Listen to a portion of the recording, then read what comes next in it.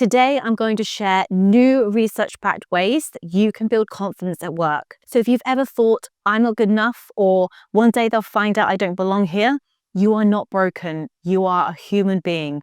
And confidence isn't something you're born with, it's something you build. And today I want to share 5 research-backed strategies that you can use to grow real confidence at work. I'm Georgie Hubbard and I'm the author of The Bold Move, Build Confidence and Reinvent Your Career in the Age of AI. And for the past 12 years, I've run my own recruitment agency, coached thousands of professionals on how to get hired, promoted and future-proof their careers. And now, as the founder of Pivoter, an AI career mentor, I help people transition into the next stage of their working lives.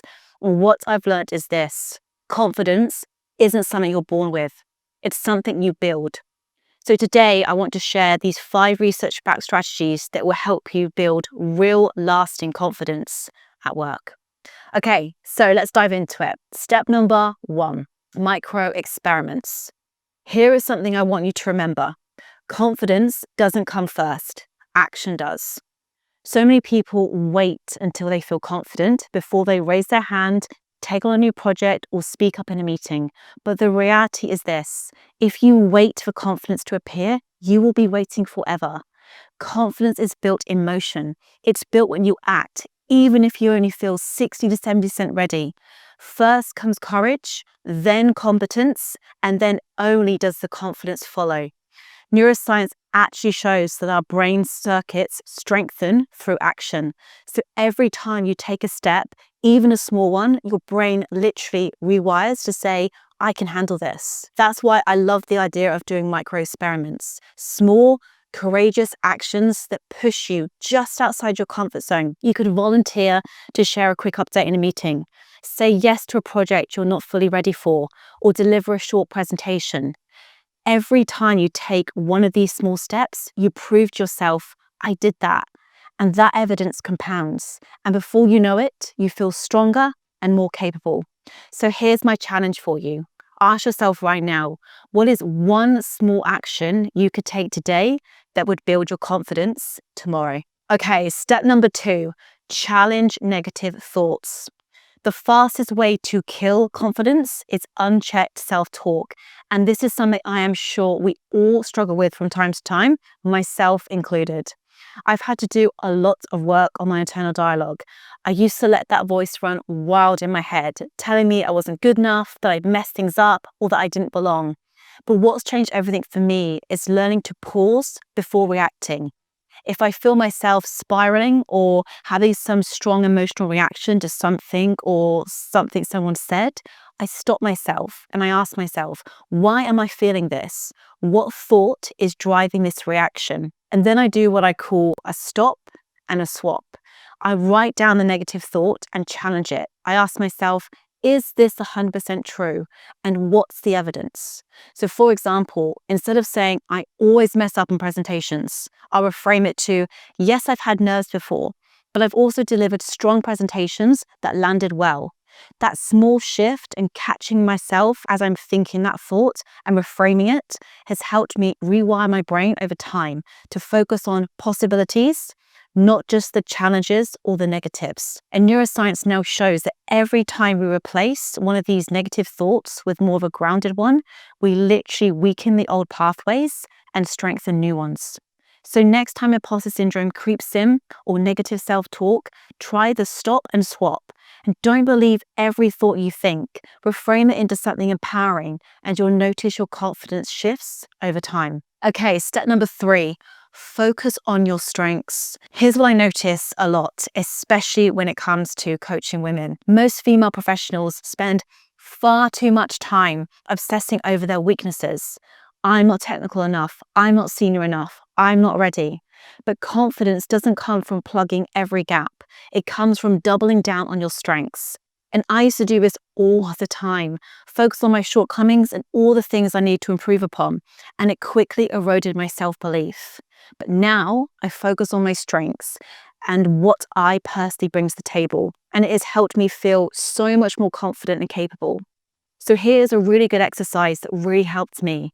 Sit down and list 3 things that your colleague has consistently come to you for. Maybe it's clarity in complex situations. Maybe it's empathy with clients. Maybe it's problem solving or being super organized. Those things aren't random. They're your strengths. And this is the big one.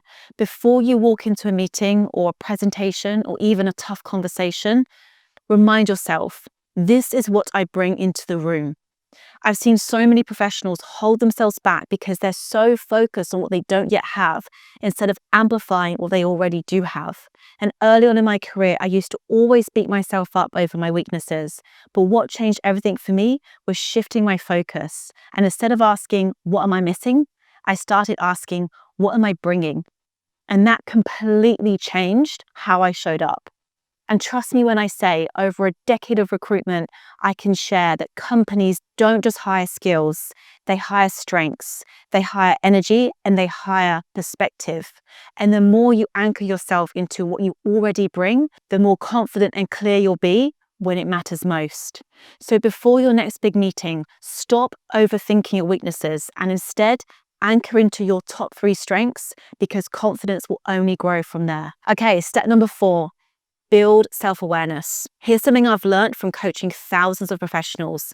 Confidence isn't about pretending you're fearless. It's about knowing yourself so well that fear and the nerves don't control you. This is where self-awareness comes in. The more you understand your strengths, your values, and what success really looks like to you, the more unshakable your confidence becomes. So here is a simple practice that I recommend. At the end of each week, pause for just 5 minutes and ask yourself these 3 questions. What did I do well this week? What did I learn?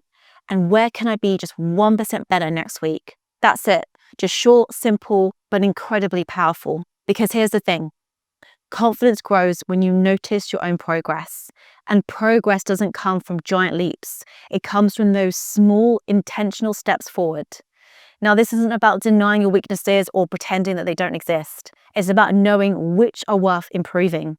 So for me personally, I've been really focused on sharpening my communication skills and my problem-solving skills, because I know that those are the areas, those are the levers that will move my business and career forward. And when you build this kind of self-awareness, you stop comparing yourself to everyone else and you start trusting yourself. And that trust, that's where real confidence lives. Okay, step number 5, and this is a really, really important one that often gets missed. Sometimes the real reason you don't feel confident at work has actually nothing to do with you. It's the environment you're in. And trust me, because I've learned this the hard way. In my very first recruitment job, I was in an office that was pretty toxic. It was so heavily micromanaged. We had to clock in, clock out. We even had our lunch breaks timed. It was also ultra competitive and cutthroat. And everything was just about hitting sales targets. And the longer I stayed there, the more I started doubting myself and thought, maybe I'm not good enough, or maybe I'm not cut out for this. But here's what I know now. It wasn't actually me. It was the environment, the culture, and it was slowly eroding my confidence instead of building it. So yes, build your own confidence, absolutely. Work on your skills, on your mindset, and your own growth. But also take a step back and audit the rooms you're in and ask yourself, do I feel safe to share ideas here?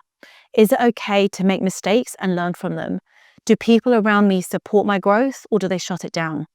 Because true confidence thrives in environments where you're encouraged to contribute, take risks, and be yourself.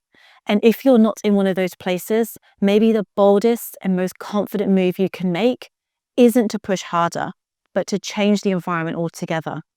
Because who you surround yourself with and the culture you choose to be a part of can either steal your confidence or amplify it. So let's bring it all together. Confidence at work doesn't come from waiting until you feel ready. It comes from taking action. It comes from building evidence, from rewiring your thoughts and focusing on the strengths, and from knowing yourself deeply. And here's the thing, confidence isn't built overnight. It's built in the micro moments, the small acts of courage, the consistent reflection, and the spaces you choose to put yourself in. And before I go, remember this, you are more capable than you give yourself credit for. And if you keep showing up with these 5 steps, your confidence won't just grow, it will compound. Now, if this helped you today, the biggest gift you can give to me right now is hit that subscribe button and share this video with someone who needs a confidence boost at work. And remember, confidence isn't found, it's built one bold move at a time.